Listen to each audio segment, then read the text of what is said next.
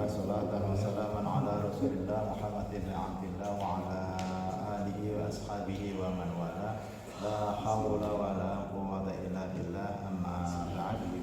Yang kami hormati Bapak jamaah musholla Al-Falah, mudah-mudahan kita semua diberi kesehatan, berkah hidup, dan kita menjadi hamba-hamba Allah yang selalu taat dalam kondisi apapun. Salawat dan salam kita sampaikan kepada baginda akhir zaman Muhammad SAW. Mudah-mudahan kita menjadi umat Muhammad di hari kiamat nanti, mendapat syafaat dari beliau.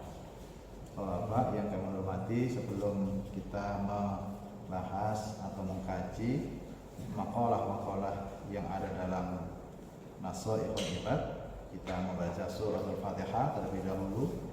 Kita hadiahkan kepada para mu'alif kitab ini, Asy-Syaikh atau Al-Imam Al-Hafidz Syarafuddin Dimyati, pengarang kitab Al-Masjar Ar-Rabi, dan yang menulis kitab Nashaikhul Ibad Syihabuddin Ahmad bin Hajar Al-Asqalani, dan syarahnya yaitu Al-Imam Muhammad Nawawi bin Umar Al-Jari, dan kita semua mudah-mudahan ilmu kita berkah. Ala hadhihi niyya wa ala kulli niyatin shalihah. Al-Fatihah. Bismillahirrahmanirrahim. Alhamdulillahirabbil alamin. Arrahmanir rahim. Iyyaka na'budu wa iyyaka nasta'in. Ihdinas siratal mustaqim. Siratal ladzina an'amta 'alaihim ghairil maghdubi 'alaihim waladdallin. Amin. Nah, sebagai pengantar bahwa di akhir zaman itu di dalam beribadah memang berat. Di akhir zaman itu beribadah itu berat karena godaan banyak, godaan apapun ya, baik di rumah maupun di tempat kerja maupun di masyarakat, dimanapun itu banyak sekali yang menyebabkan kita berat di dalam beribadah, di dalam taat. Nah, karena itu di dalam beribadah sebenarnya jika dalam kondisi seperti itu, ketika kita tidur, ketika kita istirahat, niat ya, kita tidur, misalnya kita istirahat niat untuk meninggalkan maksiat, itu sudah ibadah. Contoh misalnya kita tidur siang, kita niatkan ibadah dalam arti meninggalkan perbuatan maksiat. Bisa dibayangkan jika masih muda, dalam kondisi kita segar, banyak uang, kemudian jauh dari keluarga, bisa saja kita bisa menghabiskan dana tersebut, uang tersebut untuk perbuatan maksiat. Nah, pada saat yang sama kita diberi kesehatan oleh Allah, tidur siang itu satu kenikmatan, dan kita niatkan untuk tidak melakukan perbuatan maksiat, itu sudah beribadah. Karena kalau di tempat-tempat yang lain orang banyak yang dugem, banyak orang yang menghabiskan waktunya, menghabiskan uangnya untuk perbuatan-perbuatan maksiat dan sebagainya, maka kita juga punya senjata dalam arti bahwa dalam kondisi kesehatan itu kita tidak berbuat maksiat, itu sudah berpahala. Tetapi harus diniati. Saya niat tidur meninggalkan maksiat, itu sudah berpahala, karena saking susahnya orang untuk taat, untuk beribadah dalam kondisi akhir zaman seperti ini. Kalau bertemu dengan sahabat, dengan teman, pasti ngobrol. Kalau ngobrol biasanya nyerempet apa? Ngomongin orang. Kalau sudah ngomongin orang, itu nanti merembet ke orang yang lain. Temanya kadang berbeda-beda, lompat-lompat gitu. Nah, sehingga ini nanti kaitannya dengan materi yang terkait ini. Karena itu maka ada anjuran untuk beruzlah, menyendiri, khalwat, menyendiri dalam arti apa? supaya di dalam kita beribadah fokus, ya, di dalam beribadah fokus, kemudian tidak bertemu orang. Kalau ketemu orang berpotensi untuk berbuat atau membicarakan kejelekan orang, maka menyendiri itu lebih baik. Menyendiri itu lebih baik. Banyak hadis-hadis yang terkait dengan uzlah, dengan kholwat. Bahkan kholwat itu menjadi anjuran di dalam thariqah tasawuf. Mereka biasanya beruzlah sampai 40 hari. 40 hari. Uzlah tapi berkelompok di dalam satu masjid, di dalam satu mushola, dalam satu majelis taklim. Mereka dipimpin oleh seorang mursyid beribadah, tidak berbicara antar teman.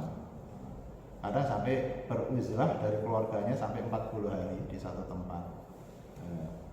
Fokus di dalam menjalankan ibadah, fokus kepada Allah. Nah, kalau yang pernah saya sampaikan di dalam uzlah itu sering kali kita menemukan apa yang dilakukan oleh misalnya Nabi Musa. Nabi Musa ketika akan menerima wahyu Allah, mereka beruzlah di satu tempat, kemudian di sana berpuasa, beruzlah, kemudian dalam rangka untuk menjernihkan hati supaya pesan atau ilham atau wahyu dari Allah itu mudah dipahami. Demikian juga Nabi Ibrahim, nah itu juga beruzlah, tetapi tidak selamanya, dalam waktu tertentu. Baik, saya bacakan makalah yang ke-21 ya? Atau 20? 21. Sekarang 21. Bismillahirrahmanirrahim. Kalau kitab kecil itu nikmatnya itu Pak, kalau kita belajar dari awal kemudian sampai khatam itu satu kenikmatan itu. Sampai tuntas. Nanti setelah khatam ganti kitab lain yang kecil lagi, jangan yang gede nanti lama khatamnya. Nah kalau sudah khatam kecil tulisannya kecil kan ya. Ini kan dikit lah. Isinya banyak bukan bacanya budek dia. Kalau sudah khatam itu ya Allah nikmatnya bukan main. Jadi kalau belajar itu tuntas. Jangan depannya saja atau jangan akhirnya saja. Bismillahirrahmanirrahim. Wal maqalah al-hadiyatu wal ishruna. Makalah yang ke-21. Kalau bahasa Arab itu satuannya dahulu, baru puluhan. Al-maqalah al-hadiyatu. Al-hadiyatu satu, ishruna itu 20. Jadi 21. 51 ya al-wahid wa khamsun. Nah, 51. Bukan kalau kita kan 50 ya, 50-nya dulu. Kalau Arab itu satuannya dulu, puluhannya belakangan. Makalah yang ke-21 qila la hurbata lil fadili wala watana lil jahili. Ai al-muttasifu bil ilmi wal amal kana mukroman mu'dhaman indan nasi fi ayyi baladin kana fakana kullu baladin indahu watonan walau kana ghariban wal jahil bi khilafi dzalik. Makalah yang ke-21 disebutkan bahwa la ghurbata lil fadil, tidak ada keterasingan ya. Lil fadili, bagi orang yang memiliki keutamaan dalam ilmu, keutamaan dalam amal. Maksudnya orang yang berilmu, orang yang memiliki pengetahuan, orang yang memiliki keutamaan dimanapun itu tidak menjadi asing. Contoh misalnya Pak Bakso pergi ke negara Arab karena berilmu, karena bisa ngomong Arab, walaupun Arab itu negara asing, itu tidak menjadi asing, nah, gitu. Karena kemanapun bisa berdialog, berkomunikasi. Apalagi sampai memiliki ilmu pengetahuan yang luas, itu akan dicari orang. Karena itu orang yang memiliki keutamaan, orang yang memiliki kelebihan dalam ilmu, amal, itu tidak akan menjadi terasing dimanapun dia berada. Sebaliknya, wala watona lil jahil, tidak menjadi atau tidak berwaton itu bertanah air, tidak bagi orang yang bodoh itu tidak akan menjadi tuan rumah di negara sendiri. Tidak ada tempat Di tempat sendiri itu, ya, itu tidak akan menjadi orang yang bodoh walaupun di tempatnya sendiri, gitu. Itu akan juga menjadi asing. Jadi kalau yang orang yang memiliki kelebihan, keutamaan, kemuliaan, baik amal maupun pengetahuan di tempat manapun, dia tidak akan menjadi terasing. Artinya mengetahui, paham, dan seterusnya. Misalnya kemanapun, kalau saya dulu merantau dari setelah SMA, setelah aliyah, pesan orang tua, pesan ibu itu kemanapun terserah, yang penting selesai SMA. Nah, itu ini kalau merantau ke Lampung, Pak, kuliah di IAIN di sana. Orang Lampung itu dulu kan banyak ini ya, banyak di sana ya, banyak orang-orang yang tidak baik gitu. Tapi karena kita belajar, tujuannya belajar, sehingga pergaulan ya sama dengan teman-teman yang belajar, tidak terasing. Kita nyaman dimanapun. Kemudian setahun di sana, sudah merantau ke Ciputat, ke IAIN Ciputat selama beberapa tahun, kemudian pindah ke Rawamangun, pindah ke sini, ke Bekasi, merasa seperti tempat sendiri. Merasa tempat sendiri. Kemarin misalnya mengantar mahasiswa ke Arab, praktek mengajar. Saya setuju kalau di prodi pendidikan itu kan ada praktek mengajar. Nah, tahun ini ada program ke Arab. Padahal ke Arab itu kita belum booking hotel dan sebagainya, modal nekat gitu. Tapi akhirnya nyaman, dapat tempat. Teman-teman yang lain pada kaget ya. Ternyata Pak Nurdin sebagai koordinator ini belum pesan hotel katanya, kadang di negara orang. Karena kita yakin sudah terbiasa karena lil fadil tadi itu, sehingga tidak menjadi terasing. Biaya sendiri, tapi murah sekali. Murah, ya jauh dengan paket umroh itu sampai 30, kita paling 16, 17, maksimal 18. Karena bisa mencari, kemudian dengan pegawai atau bagian resepsionisnya kebetulan orang Mesir, kita ajak ngobrol gitu. Kalau orang Mesir itu kan senangnya dipuji. Orang Mesir itu mengakui bahwa negaranya itu ummud dunia. Ummun itu ibu.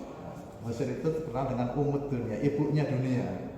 Nah, sehingga saya candain, wah Indonesia abuha, gitu. Ada Indonesia itu bapaknya dunia. Itu udah senang deh.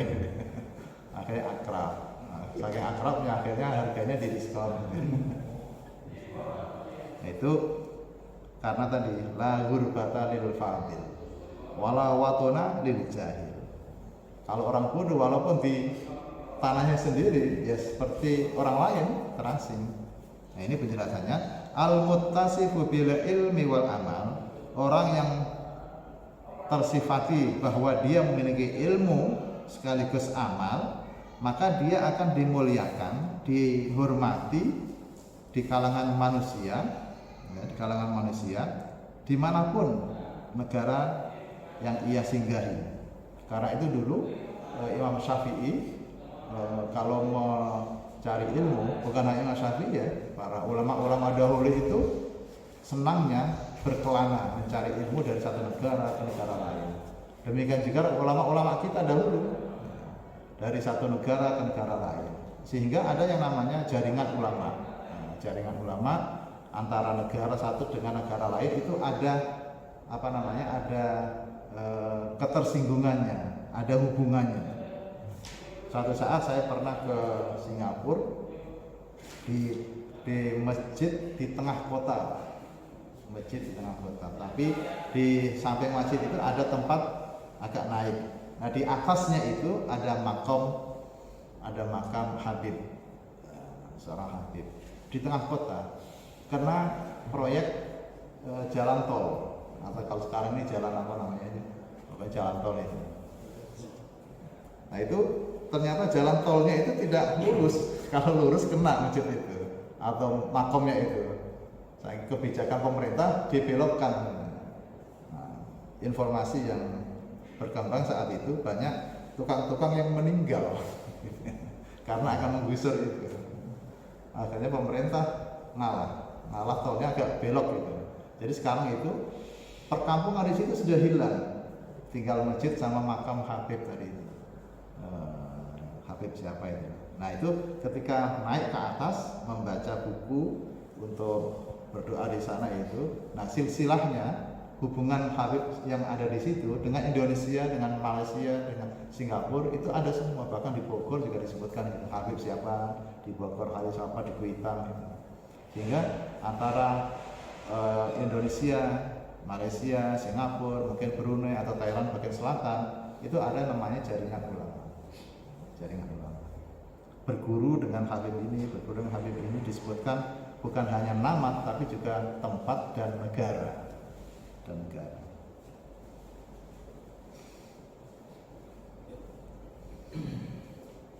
Jadi orang yang berilmu, orang yang beramal itu akan dimuliakan, akan dihormati di kalangan manusia dimanapun berada karena ia mampu menyesuaikan diri,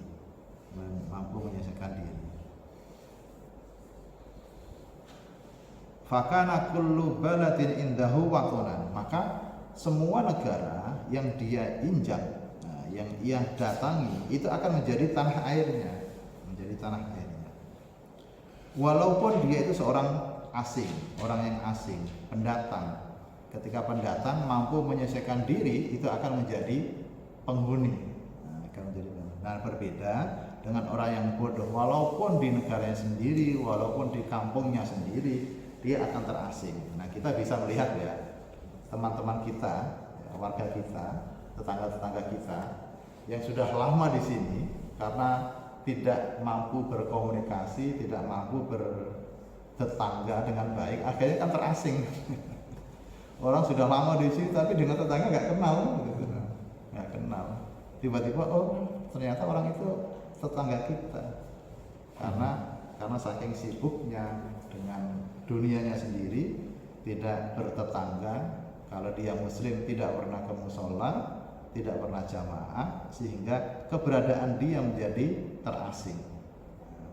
Apa yang disampaikan oleh Ibnu Hajar Al-Asqalani itu merespon, ya, memotret kondisi masyarakat saat itu, apalagi sekarang. Dahulu ketika kita jamaah musola ke takziah, menengok yang sakit, apa yang disampaikan tetangga kita itu apa? Ingin sekali ke musola berjamaah, tetapi tidak tersampaikan, tidak kesampaian, keburu meninggal. Bagaimana sedihnya, di saat ingin tetapi sudah tidak ada daya upaya karena sudah sakit. Kalau jamaah ya, diupayakan dimanapun jamaah itu, karena dengan jamaah itu menjadi syiarnya Islam. Kalau telat sholatnya karena ketiduran, usahakan jamaah dengan anak, dengan istri, yang penting jamaah. Nah, kesempatan kita untuk tidak menjadi orang asing, walaupun kita di negara lain, di tempat yang jauh. Dengan kita berilmu, dengan kita beramal, mampu menyesuaikan diri di lingkungan kita berada, sehingga keberadaan kita walaupun orang asing, walaupun kita pendatang, tapi bisa memposisikan menjadi orang yang berpenghuni di masyarakat di tempat kita berada.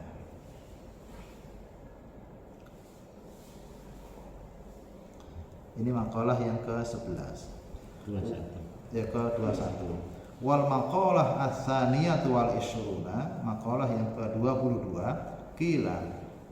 Kalau ada ungkapan qila itu yang menyebutkan ini tidak diketahui. Tidak diketahui. Kalau qila wa qala berarti tidak disebutkan siapa yang mengucapkan. Tetapi tertulis, tapi tertulis. Cuman siapanya itu tidak pasti. Makanya etika dalam penulisan itu, kalau wartawan sekarang sumbernya harus ditulis. Kalau ada sumbernya. Nah, kalau tidak ada sumbernya ya ini qila. Atau dia ragu, yang mengatakan ini si A atau si B. Nah, daripada ragu, salah, lebih baik qila. Qila. Tetapi karena yang mengatakan, yang menulis ini seorang imam besar Syihabuddin Ahmad bin Hajar Al-Asqalani, Ibnu Hajar Al-Asqalani ya, terkenal itu. Maka kita mempercayainya bahwa ini benar. Nah, apa yang ada dalam maqalah yang ke-22, mangka nabi ta'ati indallahi qoriban kana bainan nasi ghoriban. Gharib itu asing.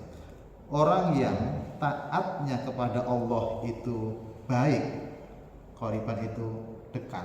Orang yang dekat dengan Allah karena taatnya, atau orang yang taat kepada Allah sehingga menjadi orang yang dekat, maka kana bainan nasi ghoriban, maka dia menjadi terasing di antara manusia.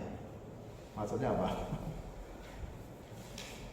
Tadi yang saya awali bahwa di akhir zaman kalau orang taat, beribadah, kemudian bergaul dengan yang lain, atau berpuasa atau apapun yang bernilai ibadah, itu kadang-kala menjadi orang terasing di hadapan manusia tadi.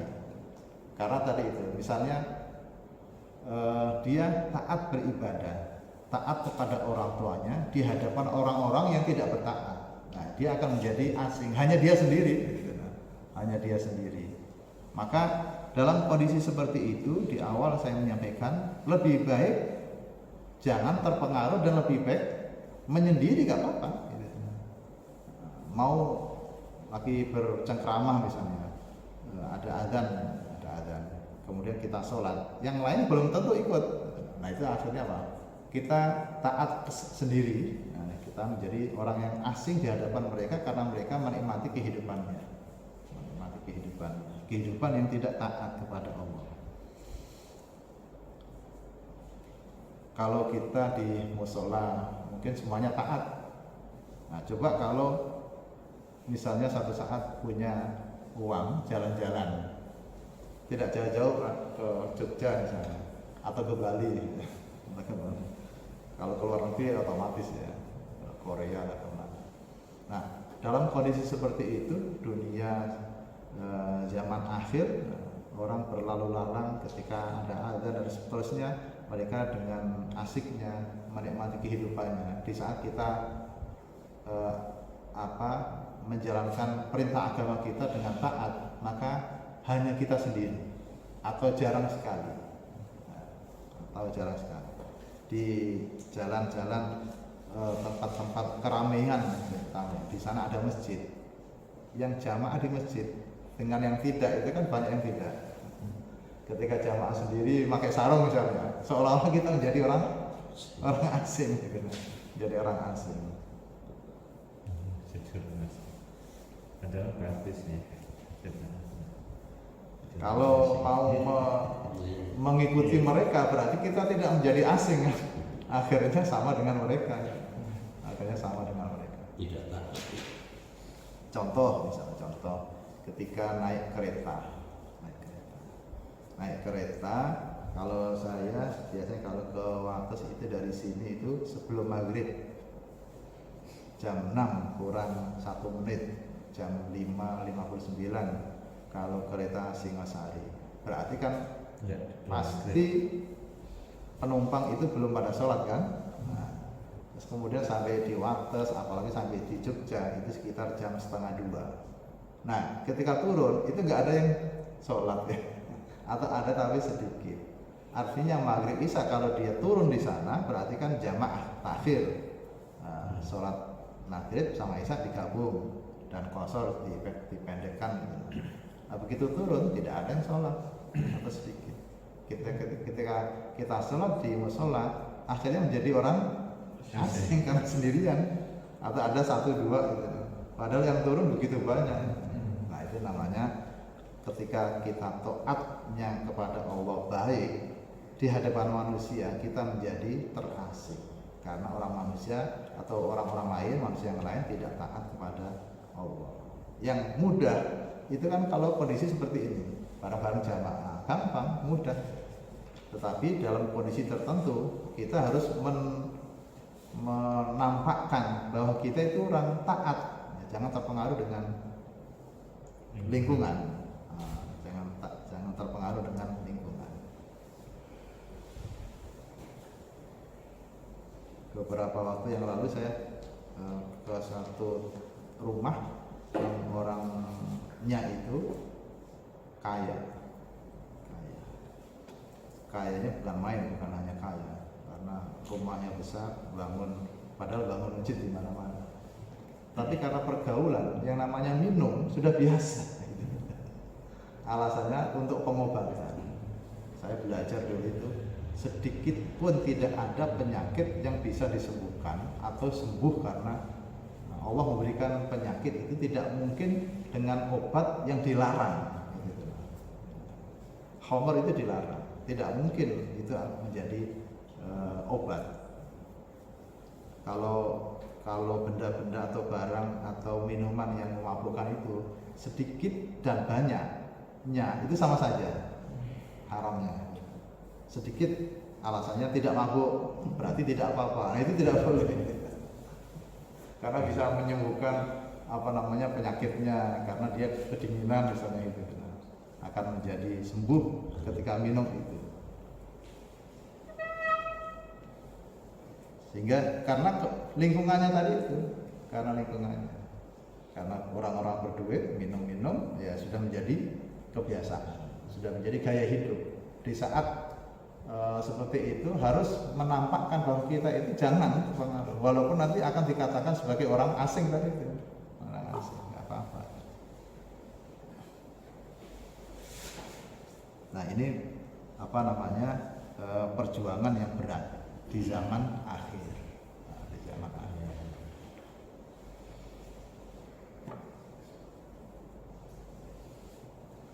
Kalau di dalam kitab Minhajul Abidin, ini kitab yang dikarang oleh Imam Ghazali, kitab paling akhir. Setelah kitab ini beliau tidak mengarang lagi dan akhirnya meninggal atau wafat. Minhajul Abidin diungkapkan gini, alaika itu istilahnya itu kalau bahasa kita tetaplah, alaika li ta'atihi, tetaplah kalian, tetaplah kamu, tetaplah engkau taat kepada Allah. Alaika li ta'atihi bit tafarrud 'anil khalqi, walaupun taatlah kalian, taatlah engkau kepada Allah dengan kesendirian. Bit tafarrud 'anil khalqi, jauh dari makhluk yang lain, dari manusia yang lain. Tadi walaupun sendirian nggak apa-apa, kita jalani. Sehingga kita disebut orang asing. Agak aneh ya. Disebut orang aneh gitu kan. Jangan khawatir, jangan takut kita disebut orang aneh karena kita tidak mengikuti, terpengaruh dengan gaya hidup kawan-kawan kita, sahabat-sahabat kita yang belum taat. Alaika li ta'atihi bit tafarrud 'anil khalqi.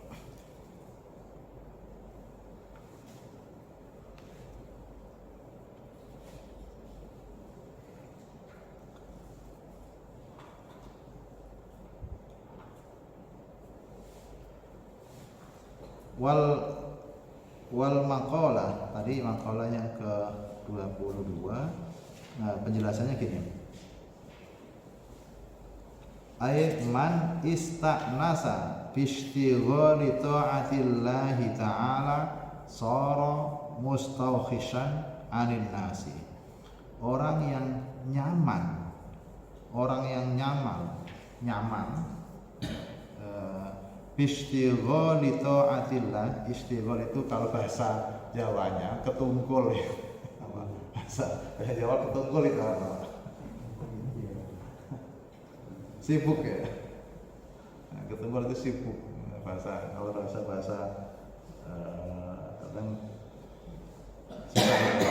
orang yang nyaman. Keasikan. Nah, gitu. Ketungkul itu keasikan. Itu terus Anteng keasikan. Jadi sibuk dengan dunianya sendiri itu. Asik. Gimana Pak? bukan rasa. Iya. Ya biasanya lagi main HP diajak ngobrol. Nah, itu namanya ketungkul itu. Itu bahasa kuno saya kata masih ingat itu. Ngublok. Nah, masalah itu. Jadi kalau asik aktif dengan aktivitas ya, Kasihkan tapi yang positif kan kata ketungkul itu. iya, ketungkul. Jadi ketungkul manis tak nasa, orang yang merasa nyaman dengan asyik taat kepada Allah. Betul itu. Taat kepada Allah saking asiknya sehingga merasa nyaman dengan Allah. Sara mustawkhishan anin nasi, maka dia akan menjadi terasing dari manusia gitu tadi itu. Penjelasannya tadi itu. Saking asiknya kita taat kepada Allah, merasa nyaman sehingga dengan kondisi itu membuat kita terasing dari manusia yang lain karena manusia yang lain tidak asik taat kepada Allah. Sehingga dikatakan orang baik sendiri, gak apa-apa gitu.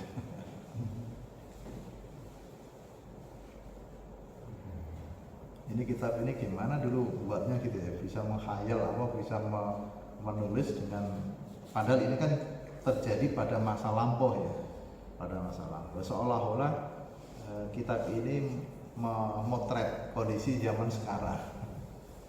Itu kalau orang yang tidak jernih hatinya tidak mungkin, pasti di dalam menulis itu jernih.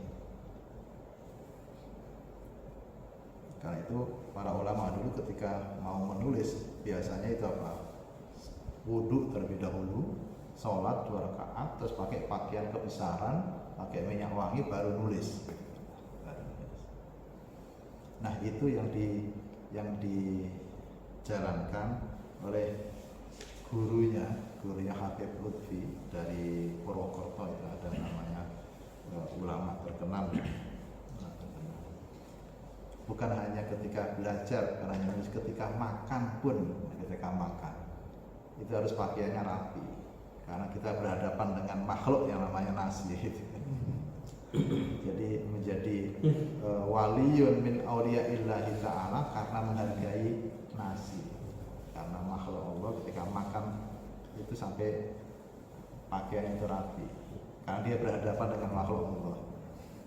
Jika jatuh sedikit ya diambil. Kita nggak pakai baju. Karena pakai kaos kutang kan. Kalau untuk kasih Belum kayak gini ya. Kayak makan di warteg gitu kan. Kita mestinya rapi ya. Nah seperti itu langsung kita jalankan, langsung kita praktek. Kalau saya di rumah ingat apa yang disampaikan oleh Habib Lutfi, guru saya, ngomongnya guru saya dulu nasihati. Kalau makan tidak ada yang kececer, dan kalau makan usahakan habis. Kalau kita pakai waktu kondangan kan semuanya ada kan. Pakai makan dikit, sisa makan dikit lagi, sisa lagi dibuang. Saya semua. Pernah ada uang itu makan sampai uang itu dicilatin. Nah, itu bagus. Bersih deh. Bagus ya Pak. Nggak ada tulangnya. jamaah pabrik. Itu ajaran kita, ajaran Islam seperti itu, bagus. Itu bagus. Jadi melihat nasi itu bukan seperti seperti benda yang tidak bernyawa tapi dianggap sebagai makhluk. Karena sebagai makhluk yang mengenyangkan kita, ya wasilah makhluk tadi itu kita menjadi kenyang. Dengan kenyang kita itu beribadah, maka kita harus melihat dia itu sebagai makhluk. Nah, sehingga ketika masuk ke dalam tubuh kita menjadi berkah, tidak menjadi penyakit. Nah, tidak menjadi penyakit. Kebanyakan kolesterol. Nah, akhirnya kan kolesterol. Overdosis. Harus dimulai Profesor. Iya, kalau saya walaupun baca begini Pak, nah saya amalkan. Dulu ketika di musola ini pernah mengajar bahwa kalau mau tidur baca Quran gitu kan, berapa ayat dipraktekkan. Sebelum tidur baca beberapa ayat. Jangan menghafal, tapi dibaca Qurannya. Nah, dulu ada yang berapa ayat dulu 10 ayat atau 20 ayat. Kalau pengen yang gampang ayat pendek ya. Yang penting ayatnya banyak gitu. Kalau Al-Baqarah kan panjang-panjang gitu. Jadi sebelum tidur wudhu dulu, setelah wudhu baru baca Quran, setelah baca Quran tidur. Nah, dipraktekkan.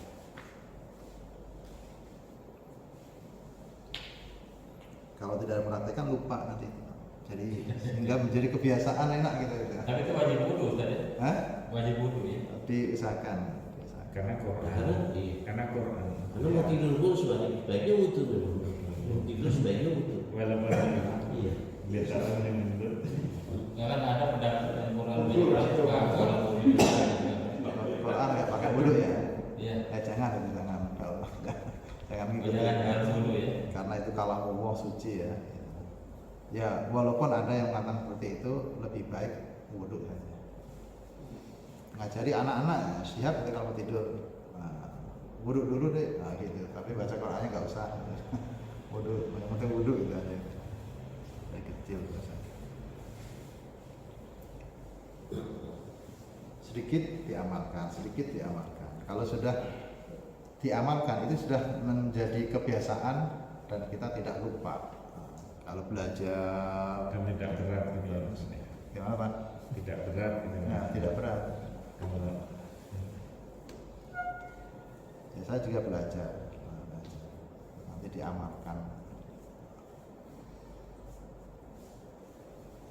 Termasuk tadi itu makan dengan pakaian rapi. Itu kan kadang pakai kaos, sekarang enggak. Terus pakai baju. Itu kadang nggak ada kaos juga. Pakai kaos. Kalau kaos ya oke lah, kaos masih sopan ini. Kalau kaos kota kadang habis olahraga nggak pakai baju makan. Bagusnya kayak Pak Emil Pak. Maghrib buru-buru pulang makan kan masih rapi nih. Ya kan gitu kan? Kan istrinya heran. Istrinya heran. Ya kalau saya makan malam begini, ini memang Iya pulang ini kan habis maghrib kan. Iya. Kalau sudah makan Pas dari musola gitu kan. Ya itu diamalkan, dipraktekkan. Al ilmu bil amal. Ilmu itu harus dipraktekkan. Satu lagi ya. Wal maqalah ar-rabi'atu wal ishrun. Maqalah yang ke-14.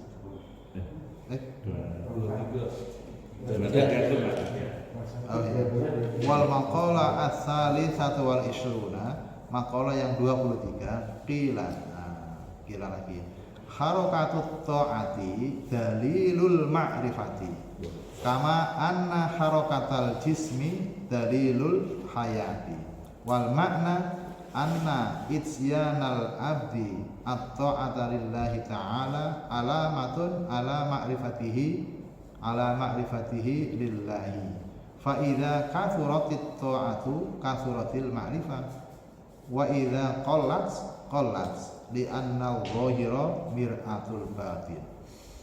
Harakatut ta'ati, gerakan taat yang dilakukan oleh seseorang, dalilul ma'rifati itu tanda bahwa dia ma'rifat kepada Allah. adanya dia taat kepada Allah menunjukkan bahwa dia mengenal, nah gitu tuh, mengenal Allah, ma'rifatullah. Kalau dia tidak ma'rifatullah berarti dia tidak taat. Adanya kita taat kepada Allah menunjukkan bahwa dia itu mengetahui Allah, memahami ma'rifatullah.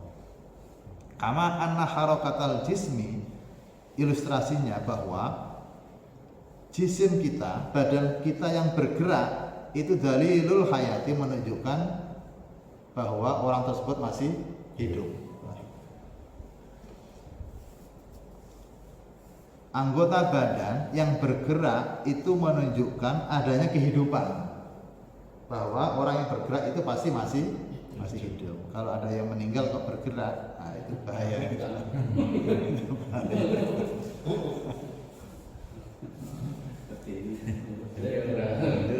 Mati suri. Mati suri ya tidak bergerak, setelah muncul itunya baru dia bergerak lagi. Nah, demikian juga orang yang taat itu menunjukkan bahwa dia ma'rifatullah, nah, gitu, mengenal Allah. Kalau tidak mengenal, tidak mungkin dia taat. Ya, walaupun kadar taatnya seseorang dengan yang lain itu berbeda-beda, berarti ketaatan seseorang dengan ketaatan orang yang lain, satu orang dengan orang yang lain itu berbeda-beda. Ketaatan seseorang yang namanya A, dia tinggi berarti ma'rifatullahnya tinggi. Kelasnya beda-beda. Ya, kelasnya beda-beda.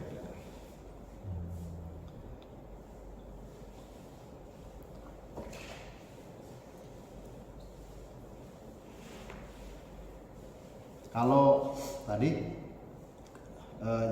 jasad yang bergerak, nah itu menunjukkan adanya kehidupan.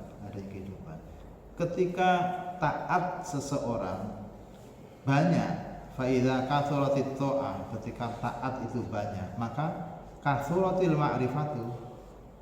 ma'rifatnya orang tersebut kepada Allah itu juga banyak daripada wa idza qallat, ketika sedikit ma'rifatullah, ketika sedikit taatnya, maka ma'rifatullahnya orang tersebut juga sedikit. Li'anna dzahir mir'atul batin, karena zahir itu cermin dari batin. Tidak disebut begini. Yang penting hatinya, tidak bisa. Hati itu harus terkonek dengan perilaku. Ada orang yang misalnya disarankan untuk pakai jilbab misalnya, nah, belum bisa sekarang, yang penting hatinya, tidak bisa seperti itu. Contoh kecil itu kan, ya zuhir ya, batin ya, Selaras. Harus selaras. Orang beriman itu kan keyakinan dalam hati ya, meyakini bahwa Allah itu ada, Allah itu tunggal, Nabi Muhammad itu utusan, meyakini, tetapi harus diwujudkan dalam perilaku. Nah, bukti dia itu beriman apa? Ya, menjalankan perintah. Menjalankan perintah. Sama dengan orang yang cinta terhadap kekasihnya, tidak mungkin hanya cinta. Wujudnya apa? Memberikan bunga ketika dia ulang tahun. Kalau punya uang traktir misalnya. Bunga apa? Bunga apa? Nah, itu wujud dari cinta, wujud dari iman. Ada bukti. Harus ada buktinya, harus buktinya. Isinya bagus banget. Ngasih bunga. Kita sayang terhadap anak, itu harus dididik dengan baik. Jangan di bahasa Jawanya jangan dilulu. Nah, jor-joran jangan. Minta apapun dikasih. Itu bukan sayang anak.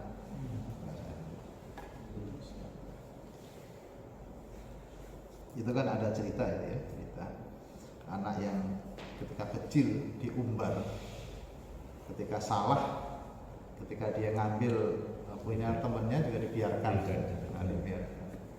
Ketika dia menjadi dewasa, seolah-olah apa yang dia lakukan ketika waktu kecil satu kebenaran. Nah, itu tidak boleh. Walaupun pahit ya harus katakan bahwa itu tidak baik, tapi dengan cara mendidik itu kan harus bertahap gitu. Nah, itu.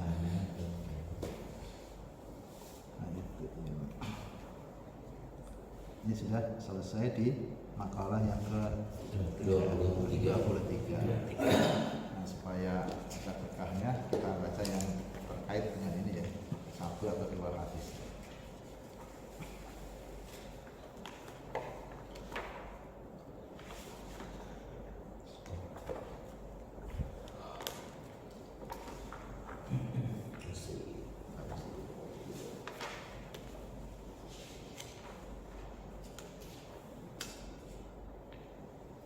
Yang pertama hadis tentang tadi berdiam itu lebih baik, kecuali kalau tidak berdiam artinya berbicaranya harus dengan ucapan yang baik. Kalau hadis yang populer itu kan man kana yu'minu billahi wal yawmil akhir falyaqul khairan aw liyasmut. Orang yang beriman kepada Allah, iman kepada hari akhir, maka hendaknya dia berkata yang baik. Kalau tidak berarti dia. Itu yang populer diriwayatkan oleh Imam Bukhari, Imam Muslim. Man kana yu'minu billahi wal yawmil akhir falyaqul khairan aw liyasmut. Yang orang yang beriman kepada Allah, beriman kepada hari akhir, maka hendaklah ia berkata baik. Kalau tidak baik, dia tidak mampu berkata baik, lebih baik diam. Nah, ada 2 hal di hadis selanjutnya. Ada 2 hal yang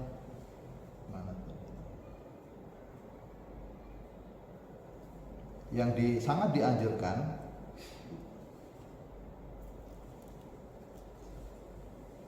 Diriwayatkan oleh sahabat Anas. Wa an Anasin radhiyallahu anhu qala laqiya Rasulullah sallallahu alaihi wasallam Abu Dzar. Nabi bertemu dengan Abu Dzar. Faqala ya Abu Dzar, ala adulluka ala khoslataini huma khafifatani ala dhuhri wa asqalu fil mizani min ghairihima. Qala bala ya Rasulullah. Qala alaika bi husnil khuluq wa tulis sumti. Ketika bertemu dengan Abu Dzar, Rasul menyampaikan, ya Abu Dzar, maukah aku tunjukkan kepada 2 hal yang ringan, zahirnya ringan tetapi berat di dalam timbangannya. Nah, Abu Dzar ketika disampaikan oleh Nabi seperti itu menjawab, bala ya Rasulullah, inggih. Inggih Rasul. Nah, Nabi menyampaikan, alaika bi husnil khuluqi wa tulis sumti. Tetaplah berperilaku baik. Husnul khuluq, berakhlak yang baik. Yang kedua, lama diam. Daripada mengucapkan sesuatu yang tidak baik, maka lebih baik diam, walaupun lama nggak apa-apa. Yang kedua, yang pertama tadi berperilaku baik, berakhlak yang baik. Akhlak yang baik apa? Contoh akhlak yang baik apa? Kalau di rumah, misalnya di rumah dengan istri, akhlak yang baik apa? Jangan cemberut. Ya, jangan cemberut. Tabassumul wajhi. Kalau istri, ya cium tangan. Kalau pulang, di antara yang membuat istri senang apa? Oh, lelek. Cium tangan, cium pipi. Ya. Kasih duit. Kalau kasih uang itu bukan akhlak itu. Wajiban. Ngasih uang itu masih belanja bukan akhlak lagi gitu. Di atas akhlak itu. Wajiban. Mulai kesukaannya. Ya. Kesukaannya apa dicarikan. Ikan burung. Beberapa waktu yang lalu kan ada idkhalus surur, membuat orang lain dalam hati istri senang, itu kan pahalanya besar. Membuat orang lain senang, idkhalus surur dengan anak, ya, dengan orang tua. Nah, akhlak itu kita praktekkan. Kalau ada orang dua orang berbicara, kemudian kita datang, gitu, jangan apa itu. Fisik-fisik Jangan nyela. Jangan langsung di ya boleh, jangan nyela. Dengerin Kemudian dulu. kita jangan ngomongnya bisik-bisik ketika kita ada 3 orang, kita berdua ada 3 orang, ngomongnya jangan bisik-bisik. Nah, kalau bisik-bisik seolah Kesal-kesal. yang memilih Rasanya. nah itu akhlak. Contoh misalnya ketika kita naik taksi sampai di rumah, sudah kita bayar, langsung kita masuk, taksinya masih di situ, itu akhlaknya kurang baik. Kita tunggu sampai dia pergi, nah itu senang. Toh kita sudah bayar, walaupun sudah bayar, tetapi perilaku kita tidak baik, dalam hal itu tidak menghargai. Kita tunggu sampai dia pergi. Itu ada. Termasuk tamu juga gitu ya. Ya, termasuk tamu. Kita antar sampai dia pergi. Jangan kita misalnya masih duduk, dia permisi mau pulang, kita tetap saja duduk. Nah, itu kurang baik. Kita ikuti sampai pintu, sampai halaman, sampai dia pergi. sampai pagar keluar. Bos.